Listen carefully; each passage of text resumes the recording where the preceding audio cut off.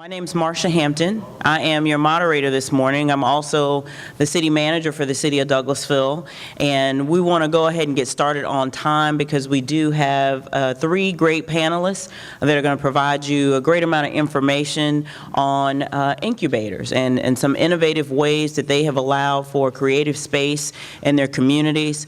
Each of them is a little bit different.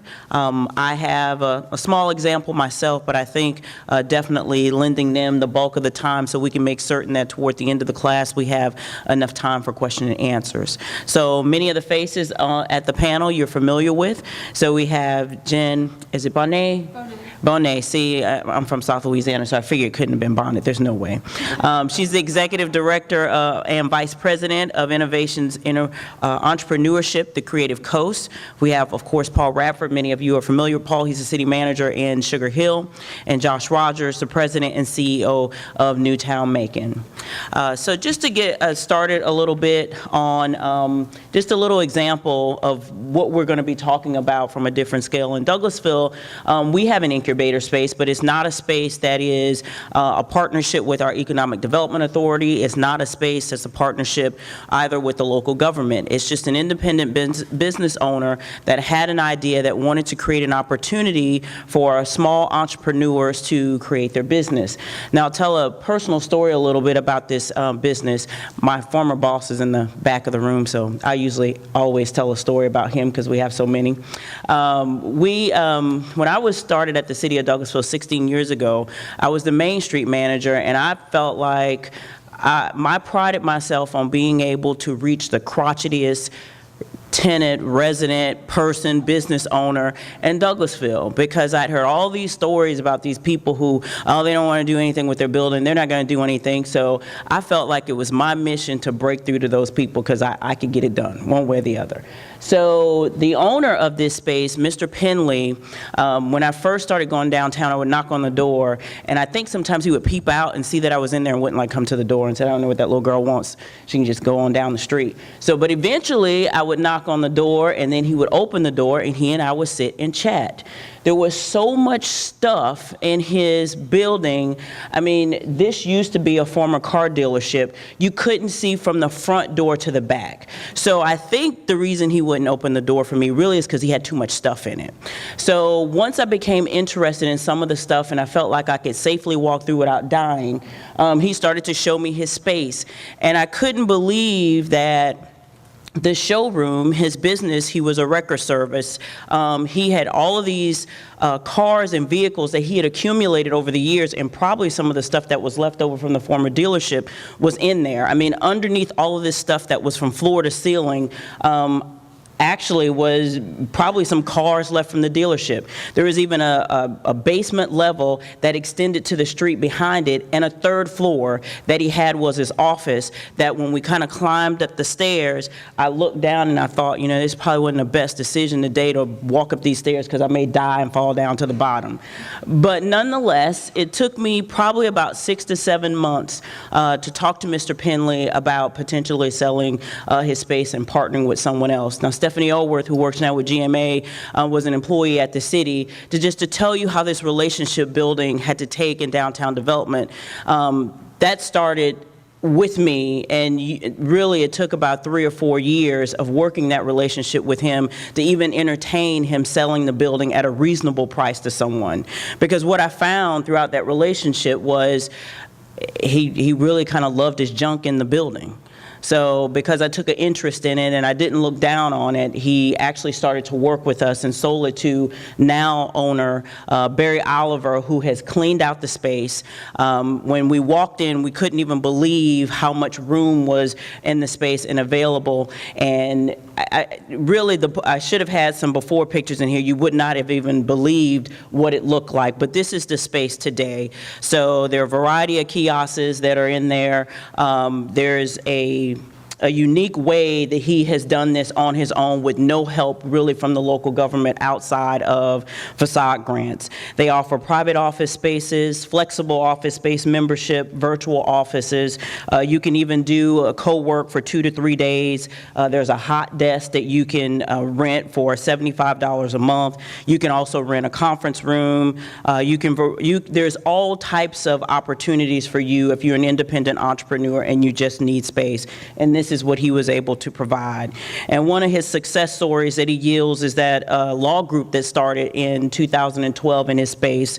The person in that law firm went on to be a Paulding County judge.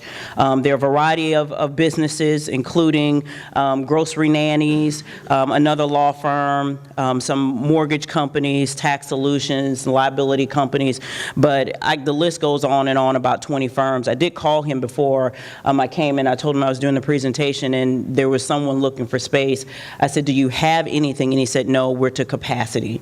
And so since 2009, we're now into 10 years. He's been to capacity in 5 years. So just to show you an example of not even partnering with the local government, this is what someone can do in a space that I didn't imagine that, but it took another individual and it took us as the local government working with him to be able to see his vision come through. And we're just proud to have him in downtown, proud to be able to provide these spaces that hopefully eventually someone can have a long-term space. So with that, I'm going to turn it over to our panelists so they can start. So that was just a snippet of what you can do when you think outside of the box.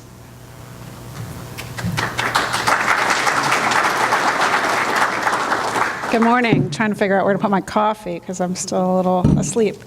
Yeah, well, I live in town, so I didn't have to get up early to go to breakfast, right? So I am Jen Bonet. I am oh, my font didn't turn out great, did it?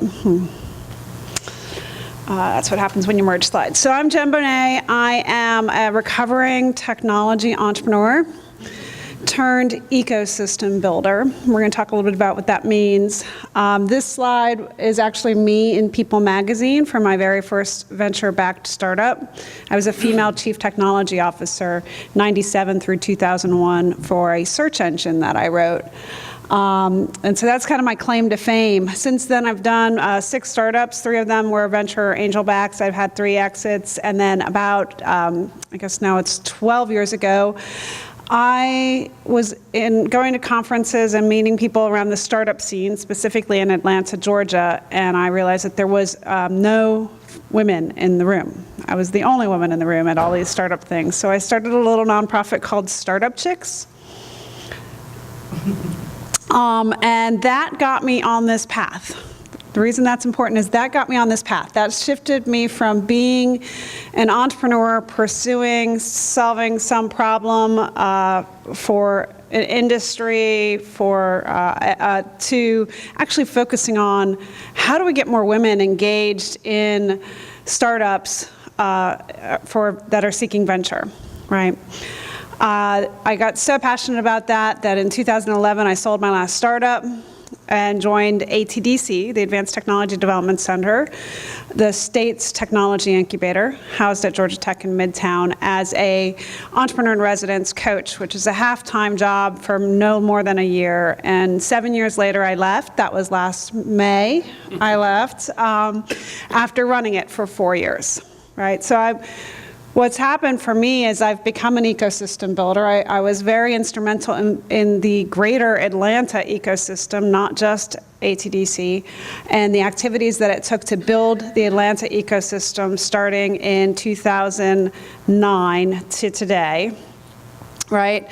And then I kind of had gotten to a point where I was like, I think I've done all I can for Atlanta, and this region is home. My family's here. And I got an opportunity to move to Savannah, Georgia, and try and build a tech ecosystem in Savannah, Georgia. And that's what I'm doing here as Executive Director of Innovation and Entrepreneurship for the Savannah Economic Development Authority, and as the Executive Director of the Creative Coast. And that's what that slide said. Startup communities This is a book by Radford. If you're thinking about trying to build an entrepreneur ecosystem in your town, this is the Bible, right?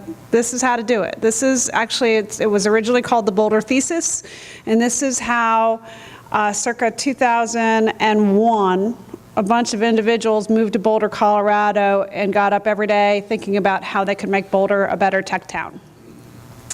Right, and so this is about ecosystem building. This is not necessarily, yeah, I do work for the Economic Development Authority, but I'm very quick to tell people I am not an economic developer.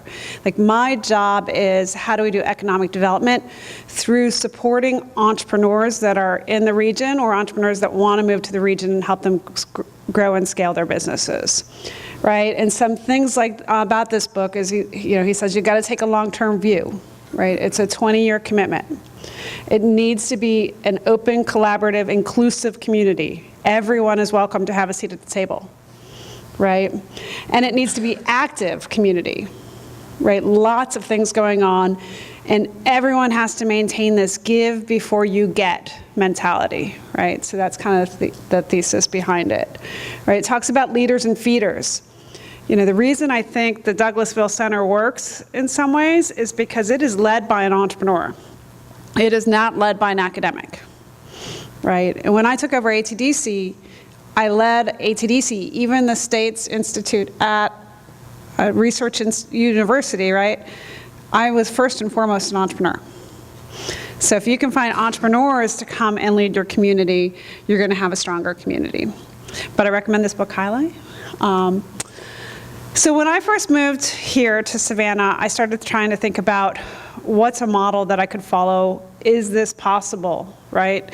Can I create a strong entrepreneurial ecosystem around tech-enabled businesses in a region like Savannah, right? And so I'm moving from Metro Atlanta, right? I think it's nearing 10 million people in population with amazing resources and assets and capital and customers. How many Fortune 500 companies are headquartered there, to Savannah, Georgia. So I started looking for examples of people that are doing interesting things that are not in that large of an ecosystem. And these three have become my guiding light. So Boulder, Colorado, Chattanooga, and Charleston. Boulder, Colorado is the most interesting to me because Boulder, Colorado is about the same MSA size as Savannah, Georgia, right? So Boulder, Colorado has about 325,000 people in their MSA and about 50,000 students. They also have a very high quality of life around the mountains, right? And a really cool little main street downtown. So guess what? Savannah, Georgia has around 325,000 people in the MSA. And we actually have 60,000 students here in the various universities, right? And we have a similar quality of life. Ours just happens to be around water and the coast. So that's kind of been that's why the Boulder Thesis, startup communities kind of really resonates with me, and this is my vision. How do we turn Savannah, Georgia into the next Boulder, Colorado? And Boulder, Colorado, for its size, is considered a top 10 startup community, right? So how do we do that? Right, so the other things that I started to look at is I am focused on tech. That is my job, right? And the Creative Coast has existed for 19 years with a charter that says it's going to help technology-enabled businesses grow and launch in Savannah, Georgia. We got lost. For the last 19 years, we have tried to be all things to all people. So since coming back a year ago, I found the charter and I said, okay, this is what we're going to be, right? So when you start thinking about that, this is kind of the life cycle of a startup company, right? You go from ideation to validation to company formation, and then you build, you do your product development, you get some seed funding, you launch, you get early stage customers, you find product market fit, then you start to scale and grow, right? So my thesis around this, or fact around this, is we know 97% of all startups fail in 5 years, right? And only 4% of all startups ever break $1 million a year in revenue, right? So if my goal is to create companies that are breaking $1 million a year in revenue and past 5 years, I have to deal with less than 97%. So I'm looking for the top 3% of all startups in any community that I'm going into. So the way this breaks down is if I have 100 people with ideas at the top of my funnel at the idea stage. Within 5 to 10 years, I might get lucky and get 3 that are scaling and growing at the bottom. Okay? So that means I need a really large funnel. I want to attract as many entrepreneurs as possible to the top. I want to create systems and processes, systems that I can do one-to-many services to help people at the top of the funnel validate their idea, figure out if they're really an entrepreneur, right? Move forward, find customers, and then I want to spend more of my individual time doing one-on-one coaching with the people that start moving down the funnel, my sales funnel. Right? And so when I think about Savannah, Georgia, this is what my funnel looks like. And I have 2 jobs, right? I'm economic development and I'm the creative coast. So the creative coast is that place. It is that place where people first come to if you're an entrepreneur of any size or shape in Savannah, Georgia. And we welcome you in and we try and figure out where you belong. It may not be with us. Maybe you need a SCORE mentor. Maybe you need to go through the SBDC program. Maybe you're a student, so you should be going through the SCAD Pro or SCAD Startup Week programs. It is my job to kind of funnel people to the right place in Savannah, Georgia, to pursue their entrepreneurship path forward, right? And then create programs that move people from ideation through to building a product and putting it in the marketplace. And then for those that are putting a product in the marketplace, provide one-on-one coaching, either personally or through a team of mentors, volunteer mentors that I'm putting together, right? And then at the end of the day, my job at CETA is to focus on the scaling companies and help them find venture funding, talent, and office space, which has proven to be one of my #1 challenges in Savannah, Georgia, surprisingly enough. So that's kind of how I balance these things. Right, and then so #1, I know you came here to hear about creative spaces. Space is phase 4. Okay, phase 4. Like you need to have a community, a thriving community before you open a space, because otherwise you'll just end up with an empty space. And there is nothing more disheartening than having to go work in an empty space every day as a community leader. Right? The space has to be thriving and vibrant to pull other people in, right? So start with community, and you can build community in your communities without having a physical space, right? It's happy hours. It's 1 Million Cups by Kauffman Foundation. We do tech meetups, right? So all of the technology meetups, we have 5 or 6 of them, all get together once a month, and we have coders that get together, and we have Bitcoin and blockchain people that get together, and we have cybersecurity people that get together. And in Savannah, we have a lot of designers and UX people that get together at meetups about once a month. I've started a program called Entrepreneurs Night. We had it in Atlanta at ATDC. I started it here with a little bit different focus. Here it's an actual presentation from a successful entrepreneur that's hit over $1 million a year in revenue, and we do a fireside chat. That entrepreneur is busy. He or she does not have time to prepare for a presentation, so we just do a fireside chat so they don't have to prepare it all, and I record it and live stream it. Because I need to show people in Savannah that there are people that have broken the $1 million mark, and that this is something that you should aspire to. I now have people emailing me saying they want to do an entrepreneur's night, and so then I start asking them questions about their revenue, and I'm like, you're not there yet. You haven't broken $1 million. You're not in the $1 million club. You don't get to have a video done about you. Right? So I need to give them something to aspire to, right? Private club. Mentor office hours. So since I got here, I've been finding all sorts of cool people that have really great skill sets. They don't have to have been an entrepreneur to be a great mentor, right? It's great if you do have some entrepreneurs that can be kind of generalist mentors, but a CPA that's willing to give some free time to a company about their accounting structure and finance law, finances is great. An attorney, right? Those are typical. Banks, right? But also that person that's really good at social media marketing, right? Companies need to be on social media today, right? Or somebody that's really great at marketing automation and thinking about email marketing and all those sorts of things. So they don't have to have been an entrepreneur to be successful mentoring. You just have to focus them on what they're really good at. Geekend/Grit is our conference. So for about, 10 years, we've had a conference here in Savannah called Geekend. We have renamed it this year. Next year will be called the Grit Conference. We don't have a lot of geeks in Savannah. So it really wasn't talking to our audience. But this year's Geekend had 479 people show up. So I brought together in a very hot weekend in the end of April with a lot of other competing events, 479 people to talk about technology and entrepreneurship here in Savannah, Georgia, right? And we hope to put this new conference, the RIT conference, on the national stage. Right? And then She Hustles. That's my program specifically for women entrepreneurs, and actually I like to call it entrepreneurs and business leaders who happen to be women, right? And so that's a quarterly event that we throw, and the last one had 160 women show up here in Savannah, right? And so these are all things that most of them actually don't happen in my space. The ones where they're really successful, we've outgrown the space, so I have to go rent a hotel room or find someplace else. But I would say you can start building community today with lunch and learns and brown bag sessions and speaker series, and you can do it in the back room of a restaurant in your town. You can do it at the library if they have a free room, right? And you can start having a happy hour, right? Community is about getting smart, passionate people in a room together so that collisions happen, right? And building that tribe. So this is something that you can start with before you have the space, right? The second part is now I have this tribe.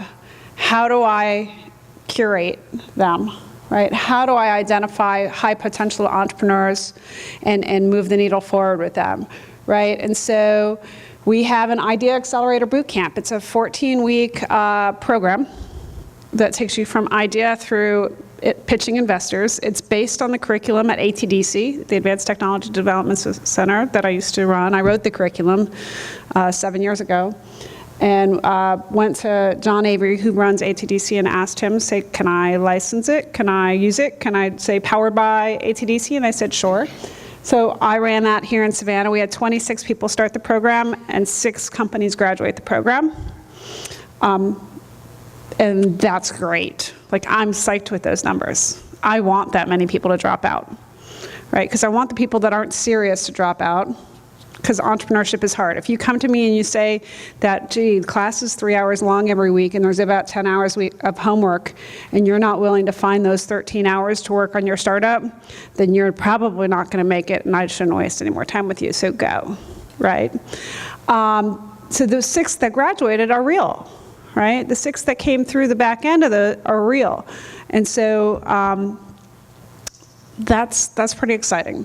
We partner with other organizations a lot. So Biz Pitch is a pitch competition coming up in September that we're gearing up for right now, and that's actually SCORE's Biz Pitch, which we support, Creative Coast supports, right? I will be a judge, and actually my team will coach the companies that go into the finals.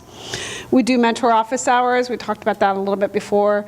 At Geekend, so Biz Pitch and Geekend are about 6 months apart. So we have 2 pitch things a month, or two pitch things a year. So we have you go through an Idea Accelerator.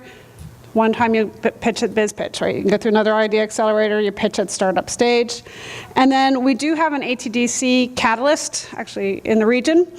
So when a company's ready, we introduce them. If they are specifically tech, we introduce them to ATDC, and hopefully they get on the path to being an ATDC Accelerate or Signature company. The Savannah Economic Development Authority part of my job is connections to capital, customers, and talent. So as you start to scale and grow, this is my job. I have a company that relocated to Savannah from Northwest Georgia. And in the past 3 months, I've made 6 introductions to people that now work for him. That's my job, right? Finding people customers, right? Finding first customer is important. And then we do have a lack of capital in the region. So we are working, we actually applied for an EDA, Regional Innovation Strategies grant to start a seed fund here in the region. And we should hopefully know about that within the next 2 weeks. Lastly, space. So here's some pictures of events and stuff going on in our space. It is not ideal. It is Class C office space. The first thing I did was come in and paint it because it was two-toned, like old-style paneling. We keep it clean.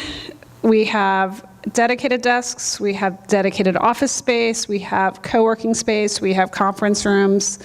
Pricing starts at $75 a month for a shared co-work space, all the way up to $1,000 a month for a dedicated office that could house 5 to 6 people. We do have great event space. It is challenging. Space is challenging, especially when you're small, right? You can't afford janitorial every single night, so sometimes you come in and the place is a mess because somebody had a meetup the night before and they left the pizza and the beer out, right? Or they spilled on the floor and they didn't think about it, so now the floor is all sticky. Like, these are the things you deal with when you have space. But this space would not be an active, vibrant place if I didn't do the community stuff first. So that's my message to you all as you think about this and your path forward. If you don't already know where your entrepreneurs are, building a space will not help you find them. You better find them first. That's my message. Thanks.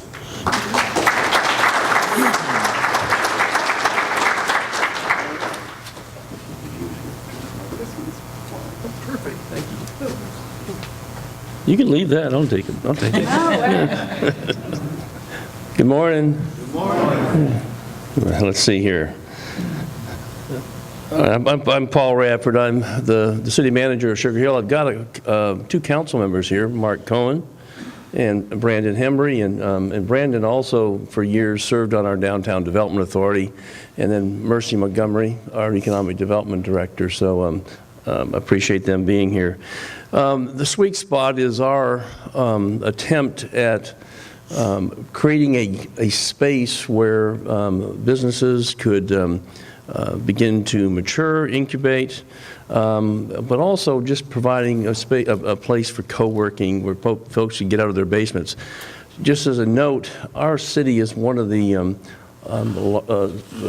few cities in the state that has a huge number of home-based businesses. 36% of our business licenses go to home-based businesses. So we have a lot of potential future entrepreneurs who have been working out of their bedrooms, working out of their basements, or working on their back porches, and we're looking for providing a space for them to thrive. Now, it's interesting, the Sweet Spot name comes from the city's logo, which is the Sweet City, and so we were playing on that. Just to show you where it is, it's on the lower left of this graphic. You can see that's the old City Hall of Sugar Hill. It's a 1970s, early 70s building, nondescript in terms of its architectural style. It was how many of y'all are involved in development or downtown development in here? I know you have been. You know, real estate is a real simple concept, is that what you're trying to do is be a matchmaker. You either got a space looking for a use or a use looking for a space. And when the city made the decision before I went there to build a new beautiful city hall right down the street, the old city hall was sitting vacant. I don't think they had any plans, any definitive plans of what they want to use for it, but there were several people that were on our Downtown Development Authority, including Brandon Hembry, now one of our other council members, Taylor Anderson, that had the thought that it should be a business incubator. And so we spent some time looking at that. Just to give you the perspective, Sugar Hill is a town of about 25,000 people. We're in the northern part of Gwinnett County. Our neighbors to the south are Swanee. Our neighbors to the north are Beaufort. Our western boundary is the Chattahoochee River. So we have great metrics in terms of location, but we didn't have a downtown. We had a plan for one.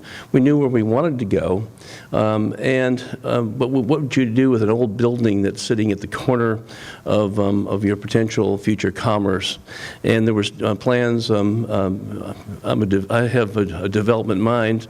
I saw that's a potential real estate we can sell. But we sold everything around it. The common theme you'll see here is the city owns all the property around it. This is Highway 20 is the east-west connector, the only east-west connector in North Gwinnett. The old northern arc was going to go right through the center of Sugar Hill. And so when they abandoned that, Highway 20 became the new east-west connector. The East Center is something that is owned and operated by our Downtown Development Authority. It's a $46 million investment that includes a performing arts center at one end, a gymnasium at the other end, and 40,000 square feet of commercial space that we lease. And The advantage of keeping the sweet spot, which you can see right across the street, is it provided an entry-level place of office space. We start at $7 a square foot. We're getting anywhere from $26 to $28 a square foot, and we're below market in our East Center. So you'll see the old City Hall, that's the sweet spot, in the new City Hall up to the top right. There's the difference between the two. Two, in their days, pretty buildings, and I think but we didn't have a use for it. And so what let's see here. We put $165,000, $170,000 worth of revenue into the Downtown Development Authority's budget to allow them to invest in the interior design. Once we came up with the concept of having a sweet spot, having a business incubator and co-working space. It's managed by our Downtown Development Authority. The city still owns it. They sublease it, and then the city manager has to approve all the subleases just to make sure they are the types of businesses we want downtown. We previously contracted with a third-party company to manage it. That was the beginning. Now we think we're in the position where we should manage it ourselves, and so our downtown development coordinator and a couple other downtown staff will be housed in there that can also provide on-site management and also support services. We've got great connections with other folks in the community, including the Gwinnett Chamber, UGA Small Business Development Center. You get all the SBA and all those, SCORE and others that are there. We have a great plan to expand programming and expand workshops for those that are there. And we're working now more diligently to make sure that they do transition out of there. We don't want them as permanent occupants of our facility. We're just not cheap real estate. This gives you a view looking east of City Hall. And this is we've taken it and used it as public art as well. So we have a history mural on one side. And then right beside it was the old fire station. Sugar Hill used to have its own fire department. It doesn't now. Gwinnett County does a fantastic job, and we're glad they're paying for it and running it daily rather than us, even though our city residents are paying for it. Those of you all have been involved in service delivery. On the other side is a play on the theme of the city, but it's a great-looking building now from the outside. On the inside, our staff was. We have a staff of about 75 people. We are extraordinarily blessed with great space at City Hall. The old City Hall wasn't as blessed. It was 8,000 square feet of cut-up space. But we've now taken that and provided downstairs co-working space, and then upstairs we have individual offices and as well as higher-end workspaces. We've learned along the way. This was our first version. The one thing that I wanted to see this look like was a Manhattan coffee shop, and so we took all the tile that was in there. It was green, and if you go back there, if you look at the floor, you can see on the upper right, you can see that wonderful 1970s institutional green and gray. I don't know who and where they went to school, but we tore up the floors and stained them. Made a first attempt to put in office space. It was, furniture, little scarce here and there. Then we added furniture, became too crowded, and then we did another version. We said, well, that's not working, and then this is the way it looks today. It has functional space for folks to come in, have meetings. You can have your individual spaces. You can have some higher end space for storage and your own private storage area. We have premium membership space on the second floor where you have your own little cubicle, or you can have an office. And so once again, we're talking about $7 a square foot minimum, and the offices range from 165 square feet to about 300 square feet, so they're not big. But 24-hour building access, Once again, use of conference rooms with technology, on-site support, and I think the important thing is the ability to have month-to-month membership. And we have, Mercy, 40 members in our co-working space now, and that we, for our office space upstairs, we have waiting lists, and we are now starting to graduate some of them out of there into other space. We're in the real estate business because we own the space. And so we'd like for them to move across the street into more expensive real estate or into other people's more expensive real estate. So, but the other unique advantage, I guess, that you don't really realize that is having your own postal service address is important to businesses rather than a post office box. And so they do have an address at the old City Hall. They have their own entrance, and they can meet with clients there, again, month to month. Potential renewal now up to 3 years of total, and then we want them out. So there's what we're talking about, $60 a month for co-working space. Upstairs, where we've got some premium space, $120 a month. But again, the office spaces are fairly cheap. Let's see here. One of the things that I want to now just talk off the cuff about Sugar Hill is that we have gone about the process of acquiring the real estate around City Hall, and we want to become a destination city. So we have a performing arts center, we have an outdoor concert venue, but the sweet spot and a business incubator is extraordinarily important to the fabric of our business community, and I think the fabric of the look and feel of our city. Again, we could have sold the facility to a developer, but we didn't. And in fact, the developer thought it was a great addition to their product. You saw in one of the earlier slides, there was a picture of Broadstone, which is Alliance, the largest apartment builder in the country, that's building a $78 million investment right beside it. And the mural is going to serve as the backdrop for their outdoor cafe that serves on the first floor of their mixed-use development. And but how many of those folks that are there that will be in these 315 apartments that may be looking for to have their own startup business, or they may be in a position where they can do work from anywhere and they don't want to be doing it in their apartments. They like that contact with other people. But as we mature as a space, I think our programming will mature as well, that we can provide either some specialized types of, if we find out where our niche is, where we can specialize in helping certain types of businesses succeed, or we can provide enhanced services to help take those businesses from an idea in a basement into a successful business operation that calls Sugar Hill home. So that's our goal. It's an integral part of our downtown development effort, and I'll be glad to answer any questions. It's pretty simple. From a real estate perspective, we actually owned a building and had no debt with it.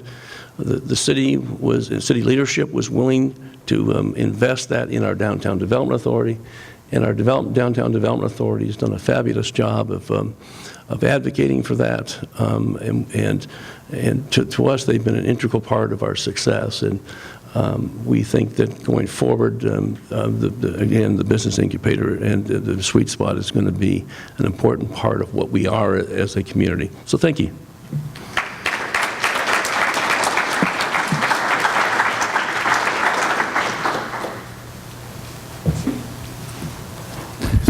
Hey, I'm Josh Rogers from Newtown, Macon. How many of y'all are thinking about starting one of these in your own communities? Okay, lots of people. Well, I think you're going to have some really good, whoa, my fonts are even worse than yours. I think you're going to have some great information today about some templates, and ours is really similar to Paul's. We are, just to give you a little background, we're a private nonprofit responsible for downtown revitalization. Our mission is to attract, leverage, and invest in self-sustaining transformation. We've been involved with investing in development projects since 2011 through a partnership with Macon-Bibb County government. But we've also been developing some of our own spaces. And the way we got started developing our own spaces is this building. We used to do a lot of matchmaking. So we'd identify an opportunity, structure a development plan, run the pro formas, and then try and entice a developer to complete the project. And then usually we would loan them some gap financing to be able to do it. In this case, this building was under contract for $150,000. It's about 15,000 square feet. So it's an incredibly good buy. And we had it under contract with one of our, a first-time developer, and he got cold feet 3 days before closing. And here we were, we had everything done. We had the financing in place, we had the floor plans finished, and so we decided, well, let's just go ahead and finish it. It's a great price, let's just close and finish it. And so as we were looking at occupancy of the first floor, we quickly identified some space that would work great for our office. So the white shaded space was all we needed. It was about 2,000 square feet, and that was sufficient to house all of our employees. And so we had a whole other side of the building that we're trying to figure out what to do. And we thought about just doing it as a retail bay and leasing it out to somebody totally unrelated.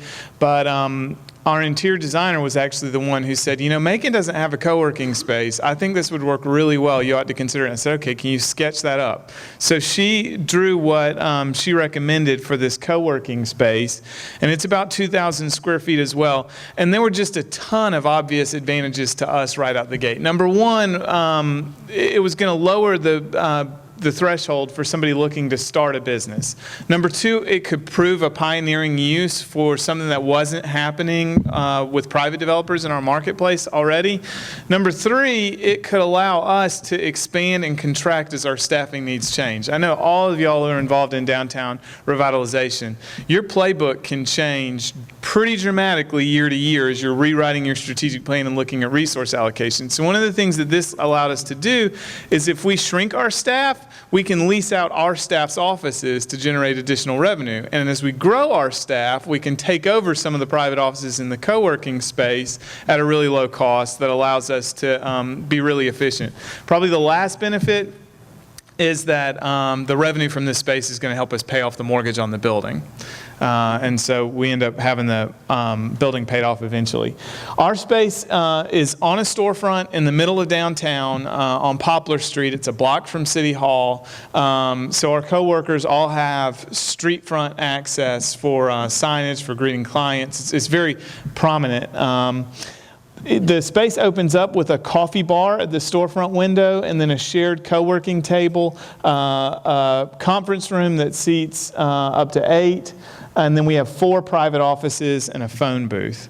These are some photographs of the interior of the space. We commissioned local art for all the walls. Everything was custom done for the space. This is the private meeting room. That's a shared co-working table and the coffee bar along the storefront window. We were able to repurpose some of the original features of the building, which had been built in 1908. Some of all the bar work was from salvage joists, and the fire door we relocated from somewhere else in the building. We used a local millennial interior designer to spec all the finishes, paint, flooring, everything in the entire building. We also installed a kegerator with beer that's brewed on the same block that the coworkers have access to. Now for some of the mechanics of actually running the space. We use an online service called Cobot. It's a website. It's cobot.me. They are a software made solely for running co-working spaces.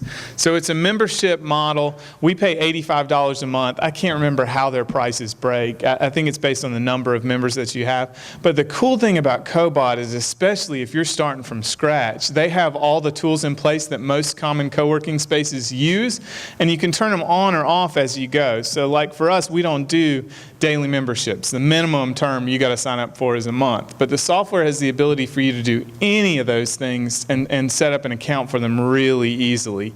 They bill our clients, they deposit our money at the end of every month. This is just super easy for us. The other thing they manage is if you've got shared resources like They can manage your internet, they can manage your copier, they can manage your conference room space, all that kind of stuff. Oh, and sign up. So we just host, this is on our website at newtownmacon.com, and you can see the various memberships that we offer, and they sign up completely online, and it's mobile friendly. So it just solves a huge number of technical issues out the gate for starting up a new space. The other thing I want to invite you to do is to steal our terms and conditions. So if you go to our website and look up the office co-working space, if you go to the sign-up sheet, there's a little link to terms and conditions. Feel free to copy and paste those. That's basically what I did. I went and looked at some of our peer organizations across the country, and I combined all those terms and conditions to I took the parts I really liked and combined them all. So go ahead and help yourself to that. Some of the things I'd like to point out, one of the most important things is you want to structure this as a membership, not a lease, right? Because there are, Jen and I were talking earlier about one of the great things about a co-working space is it's going to bring out some really colorful people, and one of the risks of a co-working space is it's going to bring out some really colorful people. And so some of the rights that you have under a lease are not rights you want to give to your membership. So our membership terms and conditions go through a lot of the basics about how we expect people to use and treat the space, but they also go into a lot of things that you might not think you'd have to explicate about your behavior on site and how you need to treat your other co-workers. And because it's a membership model, we can ask anybody to leave basically for any reason at any time. That's something I would really advise you to adapt as a best practice. We currently have 30 members. The industries represented in our co-working space really run the gamut. Public relations, photography, we have lawyers, insurance, consulting, cleaning, yoga, interior design, nonprofits, solar, realty, and gaming. The average occupancy of our space is less than 10%. So once you start one of these spaces, especially with the co-working space, the space that's just open to everybody on an as-need basis, first come, first serve, your occupancy is almost unlimited. You can service a tremendous number of people. What I'm saying is if you have 8 seats, you can have 80 members pretty easily. We charge $100 a month for that shared space membership. That includes all their coffee, snacks, and drinks, includes high-speed internet, includes 100 color copies, 300 black and white copies. It includes 6, and so it's basically all-inclusive, includes electricity. And then our 4 private offices, our smallest, we have 2 at the 38 square feet, and that's $250 a month, up to 116 square feet for $500 a month. We have 4 of those. So I was telling you about some of the benefits, and Paul hit on this one. Having a mailbox where you can get business mail is really, really valuable. We have some people who pay $100 a month solely for that benefit and don't come use the space very often at all. We give each of our members 6 hours per month in the 8-person conference room. We then charge them $10 a month after that, but that's worked really well. I don't think we've had anybody who's had to book extra hours. We offer them shared bicycles. We have the sheet-fed scanner, the black and white copies, local beer, coffee, soda, and snacks, all that's included. They have 24/7 access, and we salvage some lockers from an actual high school. And so each of them gets a locker for on-site storage as well. And they can book additional lockers as they'd like. So our annual income is around $50,000. We have about $38,000 in operating expenses, which includes the utilities. These are in order of expense: the utilities, amenities, copier, and janitorial. So those add up to about $38,000. So there's about $12,000 in operating profit that's available either for debt service, or if you're starting with a space that's already paid off to support the operation of the space. One of the things, and Commissioner Lane Lucas is here, I want to give the Macon-Bibb County Commission credit for adapting our laws to accommodate and encourage these spaces. But one of the changes that our county government made was to set up a special licensing procedure for business incubators. And so we're licensed under this regulation, and what it allows us to do is that our tenants can pull a business license at half price for their first 2 years of operations when they join our space. So we provide them with a letter showing that they're a member of our space, and they take that to Business Development Services. And Business Development Services is then able to waive the inspections for zoning, building code, and fire code. So they fall under our inspections for all of those items, and so it saves a tremendous amount of time and half the cost. And so that's only for the first 2 years that these businesses are starting. But it's a really big incentive that you can walk into, well, people don't even really walk in. You can click a button on our website, sign up for a $100 a month membership, and be ready to go down to Business Development Services and pull your business license the same day. At half cost. So I've cited the Muni Code citation for this ordinance if it's something that you'd be interested in adapting as well. That's in the Macon-Bibb County Code. And so this is how our building turned out on the outside. It's been a wonderful location for us to run our nonprofit. We have a lot of just practical benefits of being co-located with the co-working space, from keeping our finger on the pulse about what's going on in the entrepreneurial community, to being a resource to solve their problems, to bouncing them into storefronts when they outgrow us and are ready to move into new space, whether that's a professional office building or a storefront around the corner. And our tenants have benefited likewise. They say there's a little bit of a halo effect because of Newtown's brand and notability and prominent location, that when they bring their clients in, even if they've been an at-home business for forever, or even if they've just started this thing, they seem a lot more professional, polished, and so they've been able to convert sales a lot quicker by being co-located with us. So that's another thing I'd encourage you is, if you have an economic development office, if you have city-owned space, you have somewhere that has a great reputation already, use that reputation to extend to the entrepreneurs who are getting started so that you give them a more professional first impression on their tenants for a really low cost. So I'll look forward to answering questions along with my colleagues. Thank you.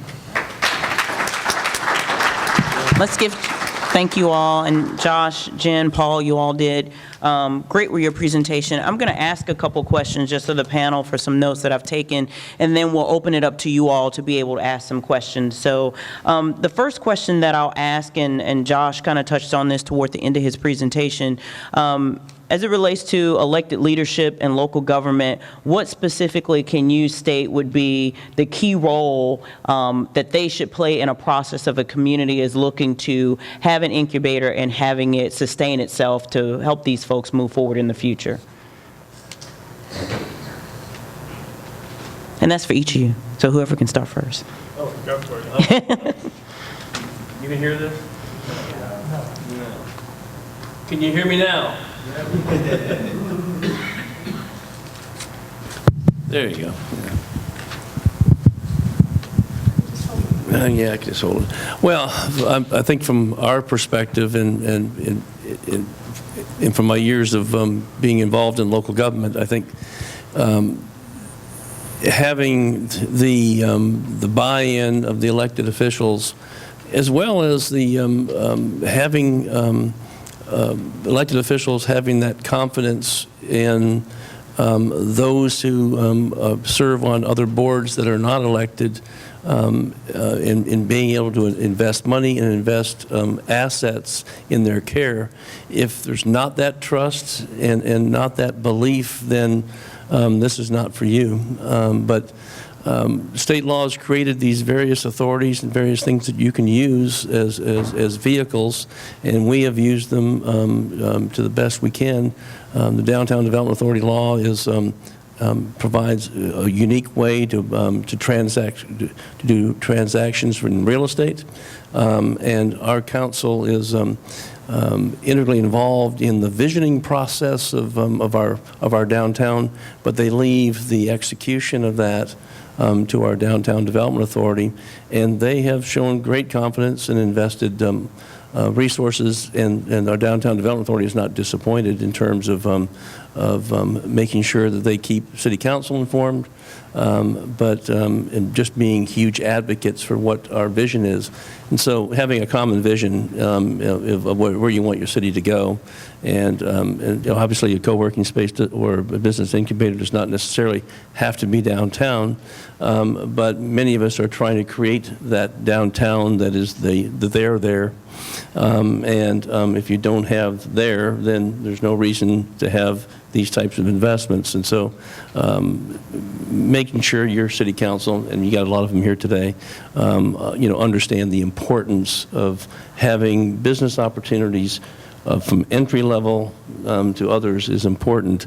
I like to say that our sweet spot is Class A space at Class C prices. So. Yeah, I gave an example of one way we've worked really effectively with our local government. The other thing I'd encourage you to do is go down to your business development office and tell them you want to start a business and see what happens. Because if you get that firsthand experience, you're going to realize a lot of times we're fighting our own departments. That on the one hand, our politicians are really attempting to grow jobs and create opportunities and make entrepreneurs successful, but then the organizations underneath them enforcing the regulation aren't making it very easy for the entrepreneurs to get to that position.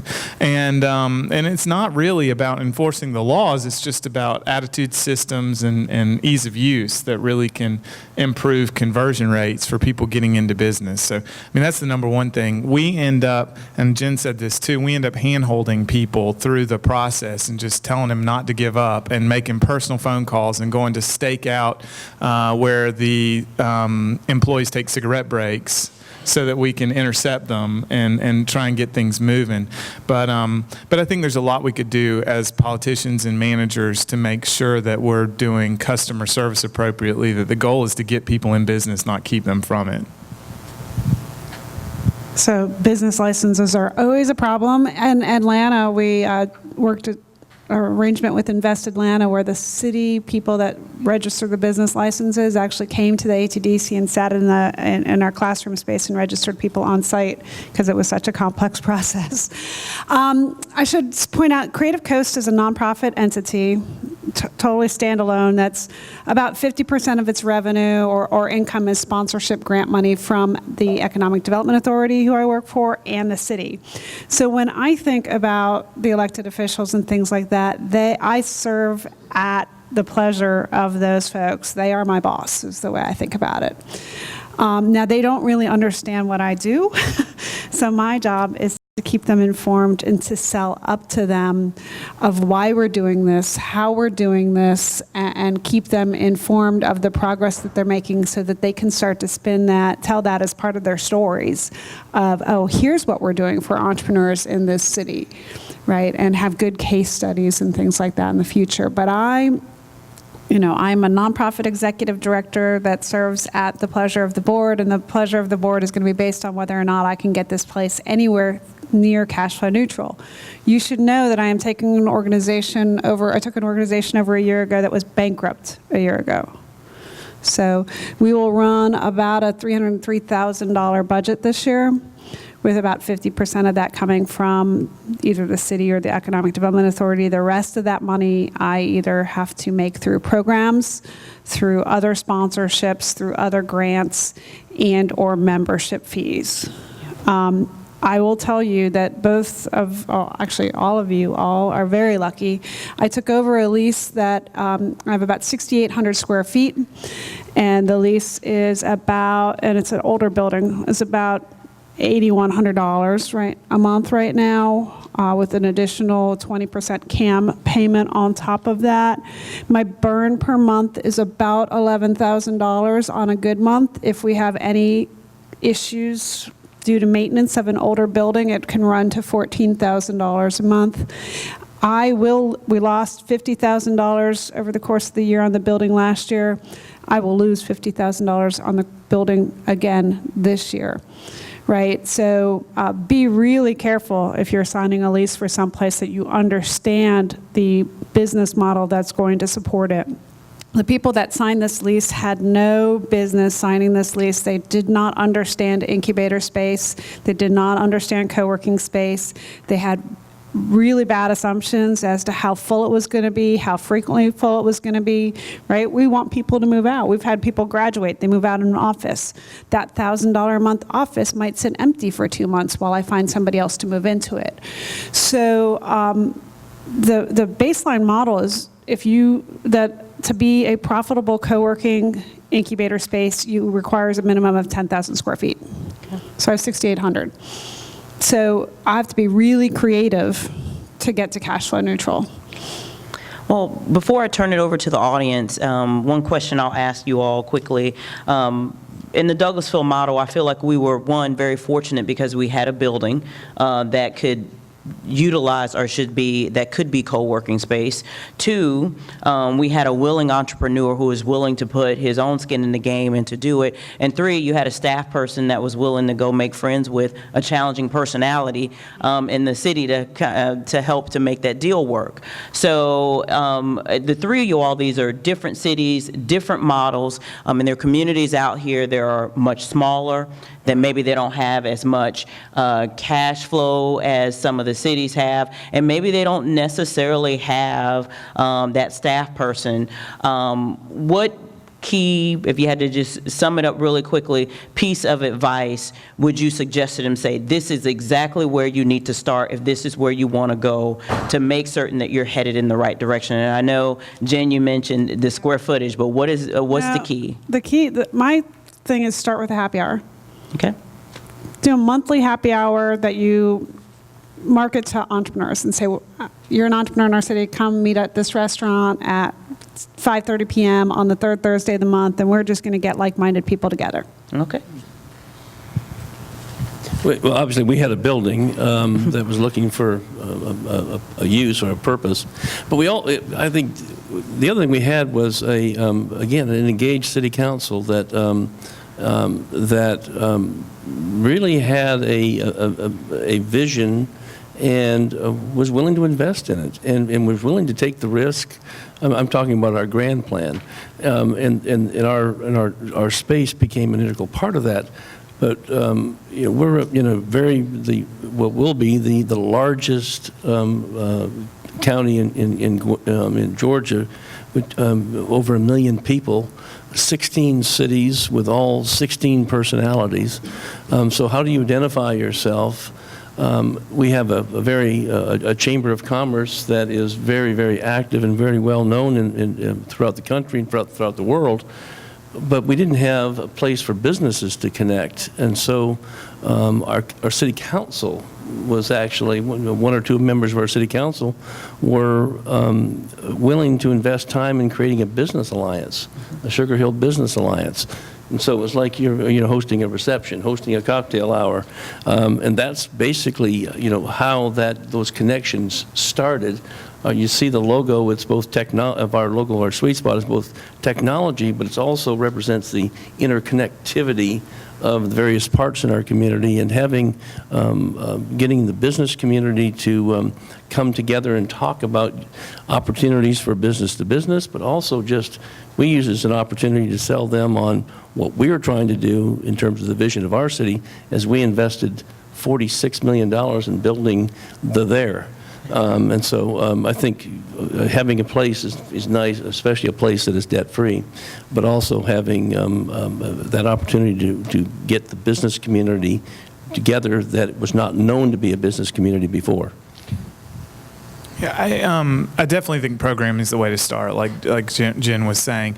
One of the things I'd caution you about is you need to keep your focus on the goal of producing businesses and jobs more than profits in running the space.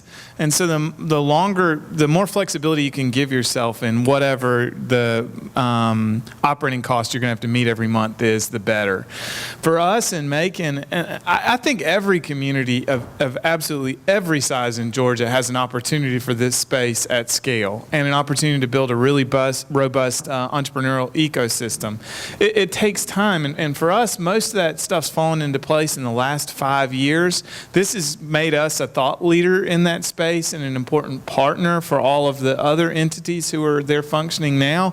And so I think you've got to have a little bit of tenacity too, and you've got to be building the programming side. I think some formal education opportunities are important. We've been lucky. Mercer's opened an innovation center that opens up all the universities, research labs, and students and professors to support entrepreneurship.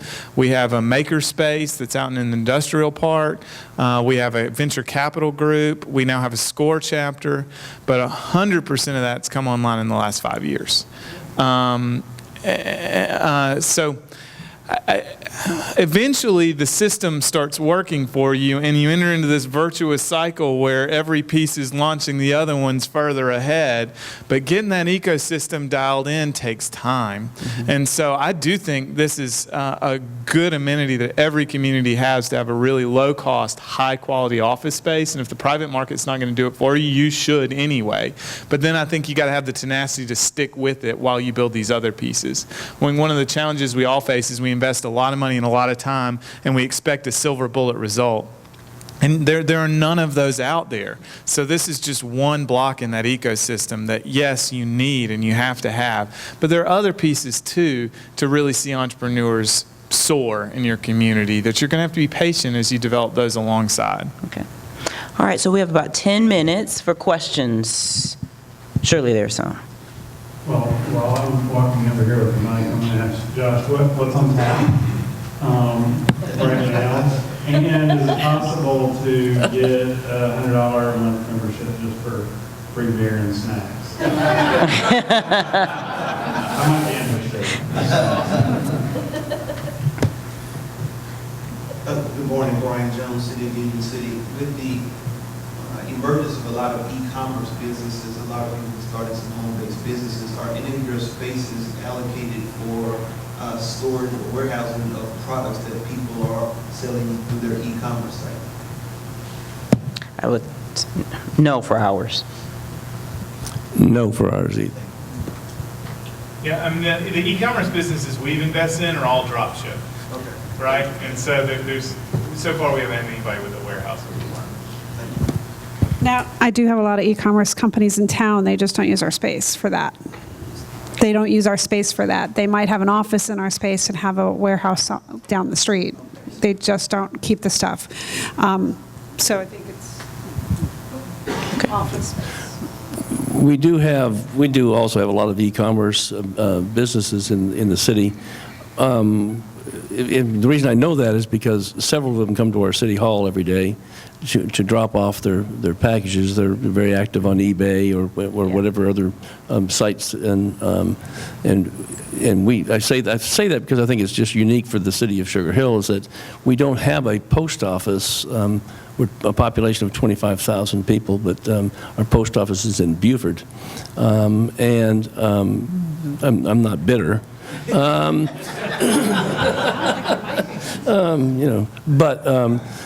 We have a contract post office where we hire retired postal service workers. We pay them, but we do a lot of e-commerce transactions at our post office.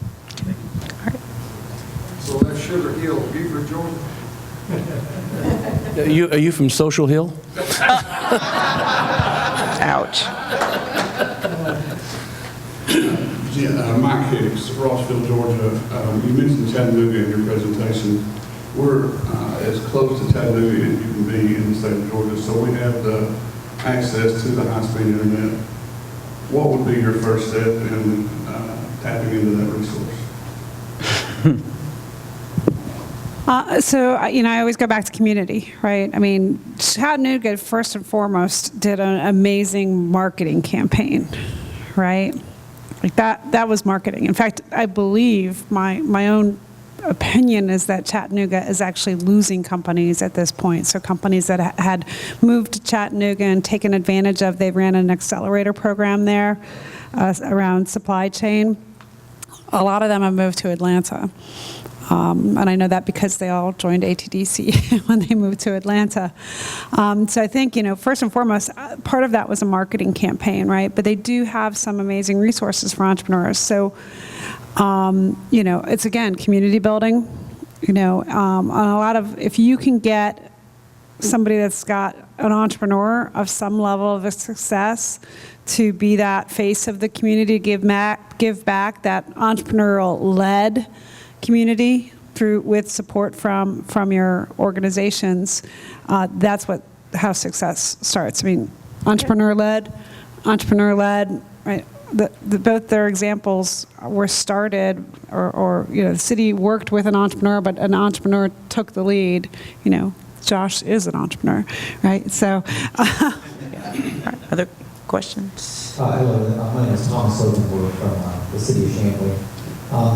We're right in the metropolitan area, and one of the things that we're very interested in is, there's an opportunity for arts incubation, there's opportunity for tech incubation, there's opportunity for possibly exploring a fiber, lighting some dark fiber to create a hub. In your opinion, I love your approach to how it is that you should organically kind of create, make sure that there's a market for what you have in mind. Are there any research tools or studies that you would recommend for a city like ours to make sure that we're going to have the demand? Because there's just so much to choose from in a large metropolitan area like Atlanta, and with ATDC a couple more stops down the way, there's a real challenge in kind of understanding where we might play in the marketplace. Yeah, so think about ATDC. When I left, about 180 companies in the actual, 2,700 entrepreneurs taking education programs every year at 11 locations across the state, 180 companies in the incubator program. That's either ATDC Accelerate for seed stage or Signature for growth stage. Only room for 90 companies in the physical space at ATDC. So you did not have to be in our space to actually participate. So building a partnership with ATDC such that companies that happen to be located in your area are there. But the bigger piece here is I don't believe all cities can be good at all things.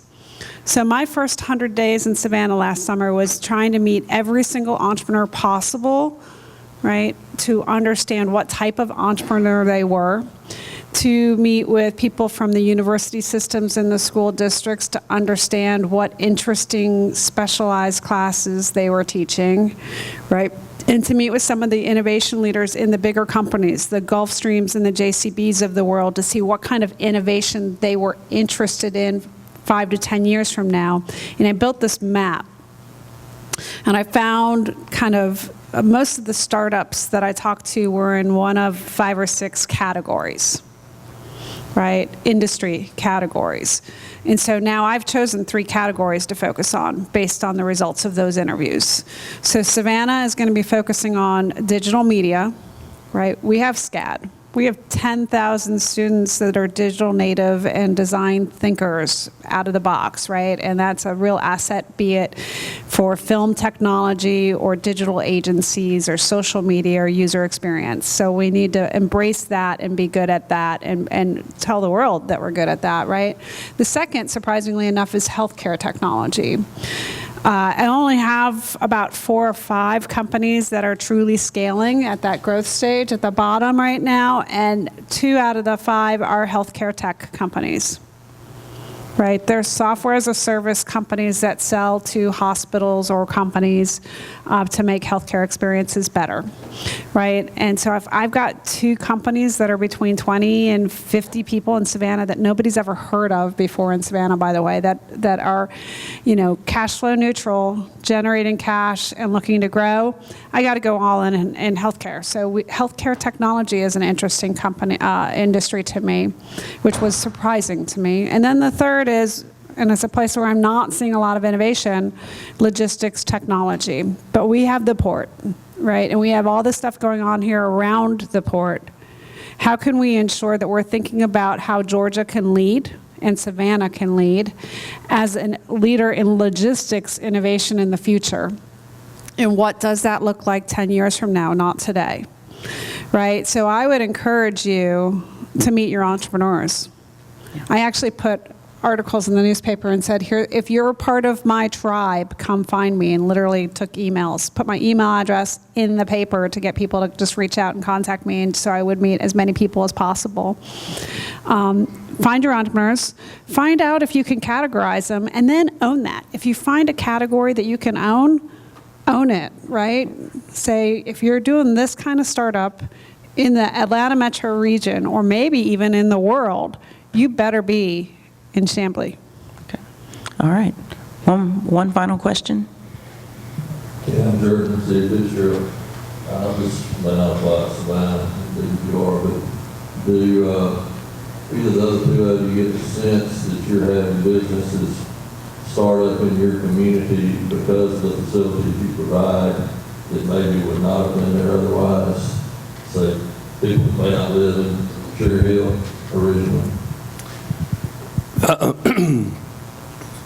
Absolutely. I think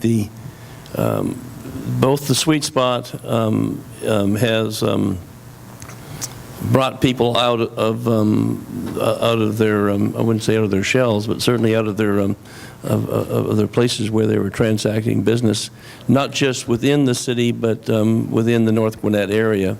And then our new e-center is, we've had businesses that have relocated there from other places, or we've had a lot of new businesses start up, particularly in the restaurant and retail area. Just so you know, we're creating a downtown. We didn't have a downtown before. And by creating it, we've made the conscious decision that we're investing. We invested city resources in creating buildings and places for people to connect.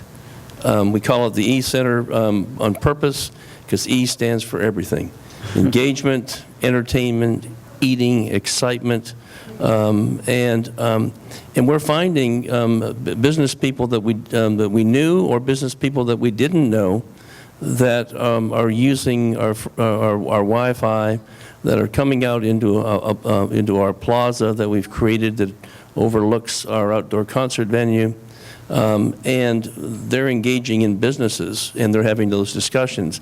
It's interesting, we have not concentrated on any particular type of business. I think as we mature, we might, as we learn more about our business community and as where can we be value added, but we're sort of an isolated economic market that is becoming a transactional market very, very quickly because of all the metrics of economic development in terms of population, disposable income, transportation access, and natural resources. And but the fact that we have these places for people to engage is bringing out these unique opportunities for people to connect with others. And as we go forward, Cam, I think we'll find maybe we see a common thread that these are the types of businesses that they may be doing, the outcomes may be different, but they're all part of the same supply chain. And maybe we can provide an opportunity for them to collaborate. But we don't know enough about our own business community yet, other than we know that we have a lot of home-based businesses that want to grow, and we've been able to provide them an opportunity to do that. Yeah, I love Paul's idea about pulling the home-based business licenses. That seems like a really great idea, because I bet any of you that do it, you're going to find you have 1,000 and you need 1% of them to sign up for your space to be able to float it. The other thing, I don't think we've had any businesses come to Macon because we had a co-working space. Our experience has been way more that we've accelerated people's ambitions for stuff they were doing as a hobby. Like they were at home doing this and they decided, I'll sign up to the co-working space because I really love a place to go get coffee or meet clients or talk to other people. And then their sales shoot up and they have to hire somebody, and then they're moving into one of our private offices, and then, oh my God, they're running a business. And so more of what we've found is that it's propelled hobbies into businesses and businesses into employers, but they're people who are embedded in our community anyway, who always had this idea or this hobby. And so that's more of what we found than importing any talent. Well, So all right. part of my job is to get companies to relocate to Savannah, Georgia, right? That's Economic Development 101, right? So CETA expects me to have companies relocate to Savannah, Georgia. And so in the last year, I had one 20-person company move, and I had two companies open an office and hire their first 2 employees here. And they're pure play tech companies, right? And so back to my interview structure, right? What do we do well, right? And then how do I go get them, right? And so my job is literally to go out and find them. And so the 2 companies that have opened small offices here are both logistics tech companies that I knew in Atlanta, that if I can find them a big customer here, we're willing to open a small office here to help support that big customer here. So so my job is also to recruit companies to relocate, but it's an active game. It's not a passive game. All right. Thank you, Josh, Paul, and Jen. So I appreciate it. And we've run a little bit over, so I do appreciate your attention. The panelists will be here if you have additional questions. I want to thank my elected officials, Mayor Pro Tem Richard Siegel, Councilman Coach Watts, and Councilman Terry Miller. Thank you all for being here, and thank you all for participating.